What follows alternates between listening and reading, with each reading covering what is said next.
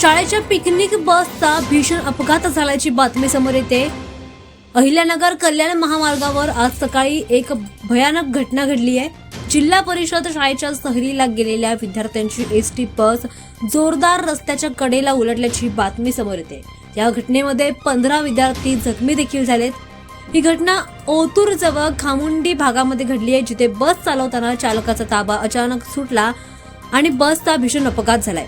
या बसमध्ये जवळजवळ 53 विद्यार्थी होते, सोबतच शिक्षक आणि पालक देखील होते।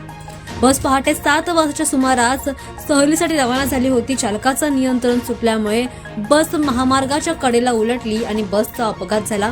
घटनास्थळी मोठी खळबळ उडाल्याचं पाहायला मिळत आहे। विद्यार्थी व्यतिरिक्त शिक्षक आणि पालक देखील या अपघातात होते। स्थानिक नागरिकांच्या मदतीने जखमी विद्यार्थ्यांना तात्काळ रुग्णालयात दाखल करण्यात आलंय। सुदैवाने या घटनेत कोणतीही जीवितहानी झाली नाहीये। 15 विद्यार्थ्यांना गंभीर जखमी झाल्याचं देखील सांगितलं जात आहे। दरम्यान पोलीस नियंत्रण विभाग या अपघाताची चौकशी करतायत आणि बसच्या तांत्रिक अडचणींचा तपास देखील घेत आहेत। मात्र या घडलेल्या घटनेनंतर परिसरात मोठी खळबळ उडाली आहे। सुदैवाने या घटनेत कोणतीही जीवितहानी झाली नाहीये। 15 विद्यार्थी जखमी झालेत। त्यांना आता सध्या जवळच्या रुग्णालयात दाखल देखील करण्यात आले आणि त्यांच्यावर उपचार देखील सुरू असल्याची ही माहिती समोर येते।